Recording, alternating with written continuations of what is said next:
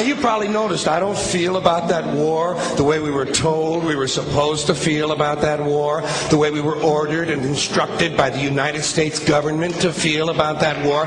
You see, I'll tell you, my mind doesn't work that way. I got this real moron thing I do. It's called thinking. And I'm not a very good American because I like to form my own opinions. I don't just roll over when I'm told to. Sad to say, most Americans just roll over on command. Not me. I have certain rules I live by. My first rule, I don't believe anything the government tells me. Nothing. Zero. Nope.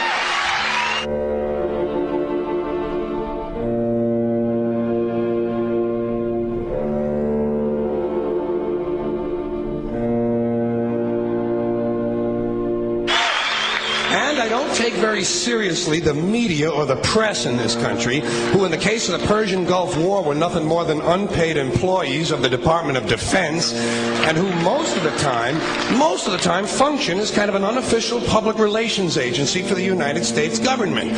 So I don't listen to them. I don't really believe in my country. And I gotta tell you folks, I don't get all choked up about yellow ribbons and American flags. Now, to balance the scale, I'd like to talk about some things that bring us together.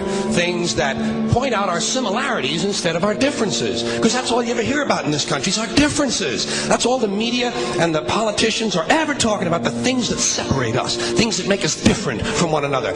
That's the way the ruling class operates in any society. They try to divide the rest of the people. They keep the lower and the middle classes fighting with each other so that they, the rich, can run off with all the fucking money. Fairly simple thing happens to work. You know, anything different, that's what they're going to talk about. Race, religion, ethnic and national background, jobs, income, education, social status, sexuality, anything you can do, keep us fighting with each other so that they can keep going to the bank. You know how I describe the economic and social classes in this country? The upper class keeps all of the money, pays none of the taxes. The middle class pays all of the taxes, does all of the work. The poor are there just to scare the shit out of the middle class. Keep them showing up at those jobs.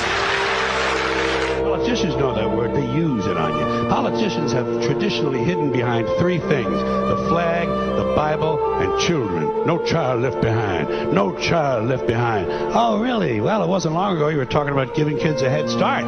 Head start, left behind? Someone's losing fucking ground here. But there's a reason. There's a reason. There's a reason for this. There's a reason education sucks, and it's the same reason that it will never, ever, ever be fixed. It's never going to get any better. Don't look for it. Be happy with what you got. Because the owners of this country don't want that. I'm talking about the real owners now.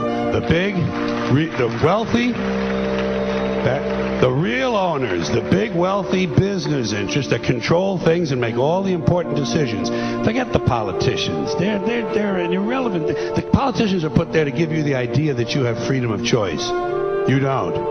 You have no choice. You have owners. They own you. They own everything. They own all the important land. They own and control the corporations. They've long since bought and paid for the Senate, the Congress, the state houses, the city halls. They got the judges in their back pockets, and they own all the big all the big media companies. So they control just about all of the news and information you get to hear. They got you by the balls.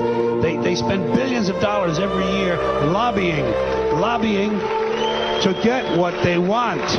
Well, we know what they want. They want more for themselves and less for everybody else. But I'll tell you what they don't want. They don't want a population of citizens capable of critical thinking. They don't want well-informed, well-educated people capable of critical thinking. They're not interested in that. That doesn't help them. That's against their interest. That's right. You know something? They don't want people who are smart enough to sit around the kitchen table and figure out how badly they're getting fucked by a system that threw them overboard 30 fucking years ago. They don't want that. You know what they want? They want obedient workers. Obedient workers.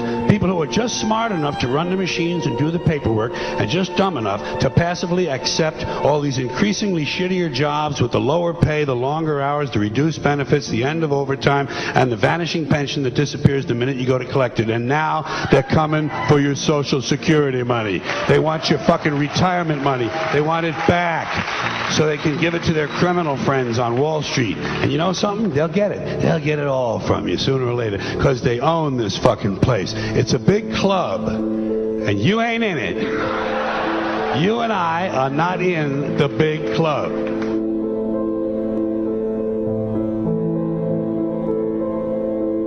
The greatest form of control is where you think you're free when you're being fundamentally manipulated and dictated to. One form of dictatorship is being in a prison cell and you can see the bars and touch them. The other one is sitting in a prison cell but you can't see the bar, you think you're free. What the human race is suffering from is mass hypnosis. We are being hypnotized by people like this. Newsreaders, politicians, teachers, lecturers. We are in a country and in a world that is being run by unbelievably sick people. The chasm between what we're told is going on and what is really going on is absolutely enormous.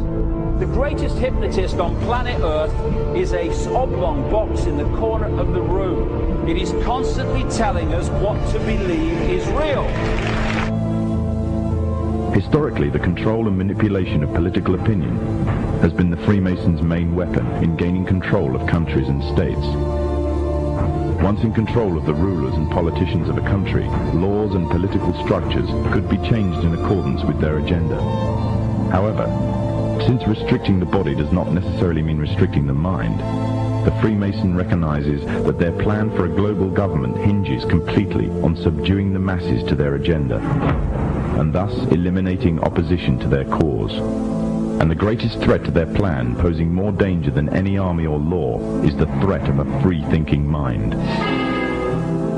In order to eliminate this threat and to achieve their objective, the Masons have set about the boldest plan ever devised: the complete control of every aspect of human life, your life. And the weapons they are using against you are in your very homes, entertaining you and your children, and gradually indoctrinating you without you even realizing.